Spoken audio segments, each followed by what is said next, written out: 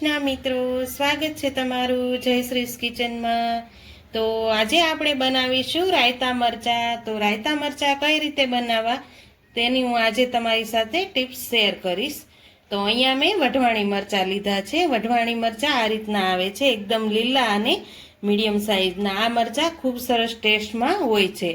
તો આપણે પહેલાં મરચાંને મેં ધોઈ અને સારાથી કોરા કપડાથી સાફ કરી લીધા છે। હવે આપણે તેને બે કટકા કરી અને સમારી લઈશું। અહીંયા મેં એક બાઉલ લઈ લીધું છે અને મરચાંને આપણે અહીંયાથી આ રીતે વચ્ચેથી કટ કરી લેવાના છે બે ભાગમાં। હવે આપણે તેમાંથી બિયા નથી કાઢવાના, અને જો આ તમે બિયા કાઢી નાખશો તો મરચાં આપણા લાંબા સમય સુધી સારા નથી રહેતા, એટલે આપણે બિયાને નથી કાઢવાના। તો આ રીતે આપણે બધા જ મરચાંને સમારી લેવાના છે। તમે જો એકવાર આ રીતે રાયતા મરચાં બનાવી લેશો તો વારંવાર તમે બનાવવાનું પસંદ કરશો। તો આ રીતે હું બધા જ મરચાંને સમારી લઉં છું। તો અહીંયા મેં બધા જ મરચાં એકદમ સરસ રીતે સમારી લીધા છે। હવે આપણે મરચાંને સાઈડમાં મૂકી અને બીજી પ્રોસેસ ચાલુ કરીશું। તો અહીંયા મેં અડધી વાટકી રાઈના કુરિયા લીધા છે। આ રીતના જે રાઈના કુરિયા આવે છે તે લીધા છે। આ રાઈના કુરિયાને આપણે પહેલાં પેનમાં અધકચરા શેકી લેવાના છે, જેથી તેનો મોચરનો ભાગ બધો દૂર થઈ જશે। તો અહીંયા મેં એક તવી લઈ લીધી છે, તેની અંદર આપણે રાઈના કુરિયા એડ કરી દઈશું અને આ રીતે આપણે તેને ધીમા ગેસે શેકી લેવાના છે। આ રીત કરવાથી આપણા મરચાં લાંબા સમય સુધી સારા રહે છે, બગડતા નથી।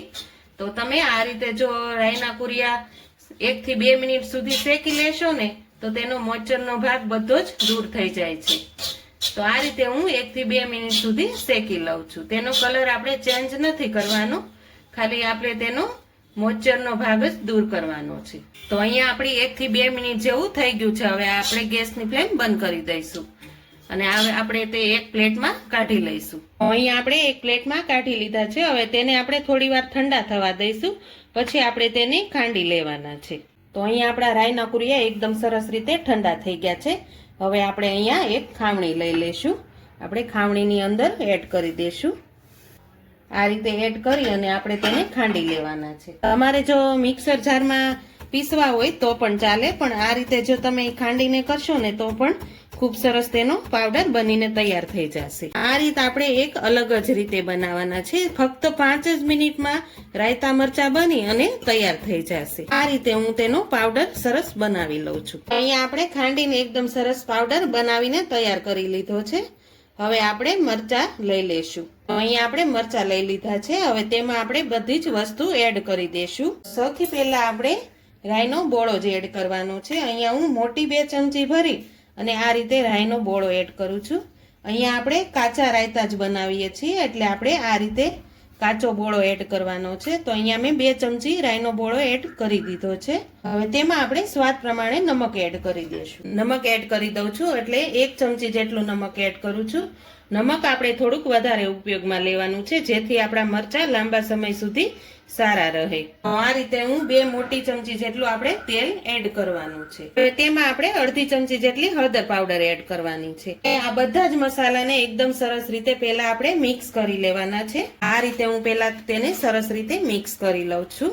આ રીતે તમે રાયતા મરચાં એકવાર બનાવી લીધા તો તમને ખાવામાં ખૂબ મજા આવશે અને આનો ટેસ્ટ પણ ખૂબ સરસ આવે છે।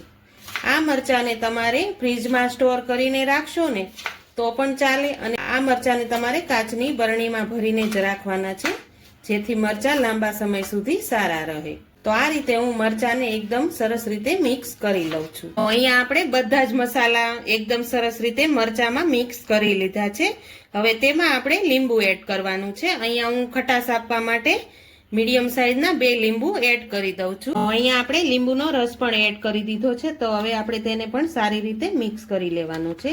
તો અહીંયા આપણા મરચાં બની અને એકદમ સરસ રીતે તૈયાર થઈ ગયા છે। તો અહીંયા આપણા રાયતા મરચાં બની અને તૈયાર થઈ ગયા છે। તમને જો મારો વિડીયો પસંદ આવ્યો હોય તો મારા વિડીયોને લાઈક કરજો, વધુમાં વધુ શેર કરજો, અને હજુ સુધી મારી ચેનલને સબસ્ક્રાઈબ ન કરી હોય તો પ્લીઝ સબસ્ક્રાઈબ કરી દેજો, ને કોમેન્ટ કરીને કહેજો કે રાયતા મરચાંનું અથાણું તમને કેવું લાગ્યું।